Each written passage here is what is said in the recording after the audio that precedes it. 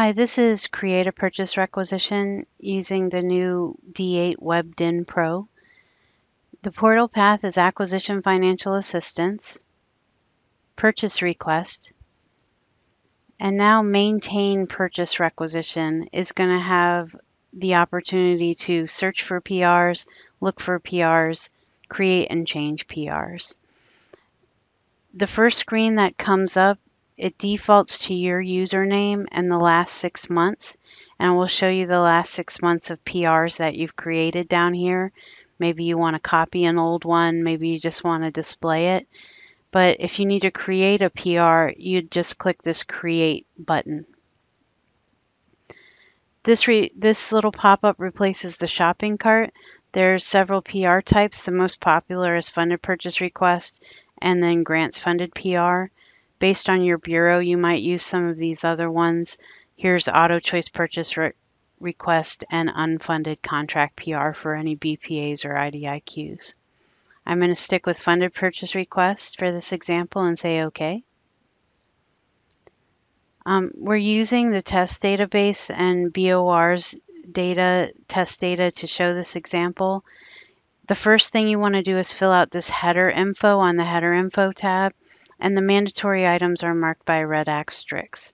So I need a PR title. I'm just going to say that this is Office Supplies and Copier Maintenance. The Issuing Office is a drop-down list, and it does just show now your bureau's issuing offices or acquisition offices. So I'm going to pick this one and say OK. The originating office is just the FBMS code to identify the requisitioner's office, and this new screen has little hover over abilities in case you're not sure what a field is for. I can still wildcard search by city name. I can put in wildcard Denver wildcard, which is the asterisk key, and hit Start Search, and then it will give me requisitioner offices in Denver. I can scroll down and look for the one that I need, and then highlight it and say OK. The FBMS core/receiving official, that's the person who will enter the goods receipt or the service entry sheet. I can use the match code search to wildcard search for their first name or last name. And then hit Start Search. And then I'll look for the right core. And again, this is the FBMS core who's going to enter the goods receipt or the service entry sheet. Highlight their name and say OK. The supervisory approver is next, and this is the person who's going to approve the PR in FBMS. I can use that same match code search to search for their first name or last name and use wildcards as appropriate. Start search.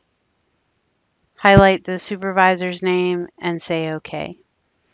New for D8 is that you can put in a certifying funds approver's name, and I can search for them. If I do enter a certifying funds approver, it is optional. Start search, find them, and say OK. Then this will trigger an email to them when it's their turn in the release strategy. So that's a nice new change for D8. There's always an optional ad hoc approver that you can add as well. The header text tab is where you have your standard text where you can put in important PR information, say if this is a modification, say if it's exercising an option year, say if it's a deobligation. You can also put in suggested vendors or buyers. But then I need to add the line item details. So I would click on this item details box after I fill out a description and some other information on this screen. So I'm just going to say that this is paper. The item category column, we're just going to denote whether this item is going to be purchased by quantity or by dollars. Usually goods is by quantity and services is by dollars. It replaces that mystical D that used to be in prior deployments. So I'm going to leave that by quantity. Say I need a quantity of 10. Unit of measure is going to be EA for each, but you can search for other unit of measures if you want. UPC, if I click on the match code search for UPC, There's a little bit more power to the UPC search tool now. It still does come up with the UPCs in numeric order, but if I click on this show filter criteria, I can search by description, I can search by GL account, I can search by real property approver or any of the specialty approvers. I can also search by BOC. So I'm going to just do a wildcard paper, wildcard, and hit start search. And then look for my paper that I'm ordering. I'm going to scroll down until I find one that fits. And I'm going to go with this office supply paper, pens, pencils, and say OK.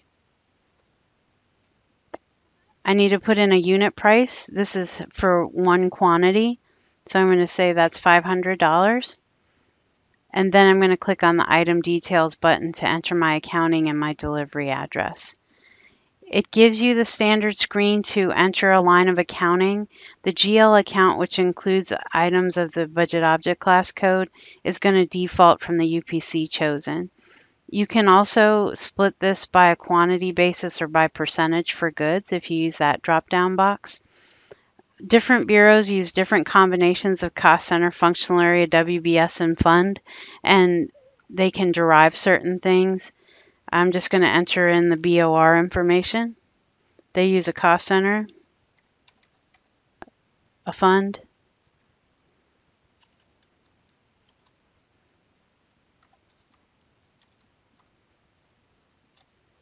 and a WBS. Some bureaus like USGS just put in the WBS and it derives everything else. Some bureaus just put in a partial fund and it's derived. And hit enter on the keyboard and make sure everything derives correctly like your funded program. And then use this tab to enter the delivery address where you want the goods to be delivered. You can use this search box to search by city name and hit start search, but I'm just going to enter their delivery address code for this example. And then hit enter on the keyboard and it populates with that information. I'm going to hit back. And then if you need to add more line items, you would just hit add row. And for this example of line 20, I'm going to do copier service. That's a service, so I'm going to change the item category to by dollars. If it's a service, the quantity is always going to be 1. The unit of measure is always going to be AU. I'm going to look up the UPC code, show filter criteria. Again, I know that this one fits best with office machines.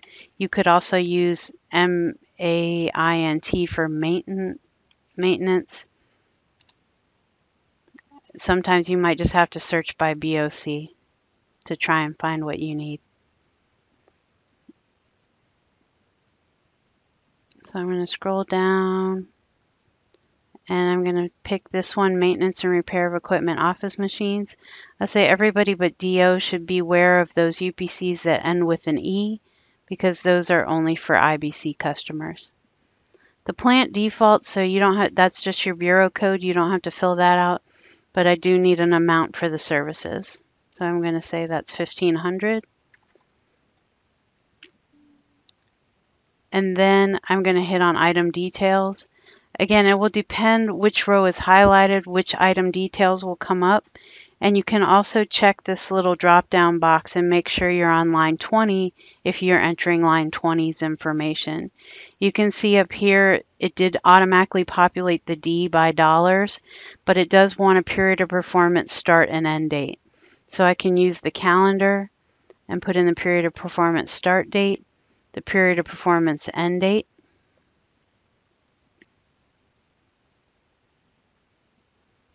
It assumes the delivery address from line 10, but you can change that if you need to. And you do need to enter accounting information for line 20. Okay, for BOR, they enter a cost center, a WBS, and fund. Some bureaus enter a cost center, functional area, and a partial fund. Some bureaus just enter a WBS. Whatever you enter, hit enter. on the keyboard to make sure that everything derives. And then I'm going to hit the back button. And then I want to check it to make sure I haven't gotten any errors on either line. So the check button is right here. If you get an error, it will ask you to check the application log. And it says, please input estimated delivery date. So I forgot to put in a delivery date for my goods line. So I'll hit back. I'll go to item details on line 10. And there was a mandatory item with the asterisk that I forgot to fill out. So put in my estimated delivery date, hit check again, and it should give you validation successful. I'm going to hit back button. And if it's ready to go to the approver, I'm going to hit the submit button. If I want to add more information for later, I'll hit the hold button. So I hit submit, and it says purchase requisition number 400-75105 submitted. And so then I can go back and display it, watch for the release strategy, and track that PR.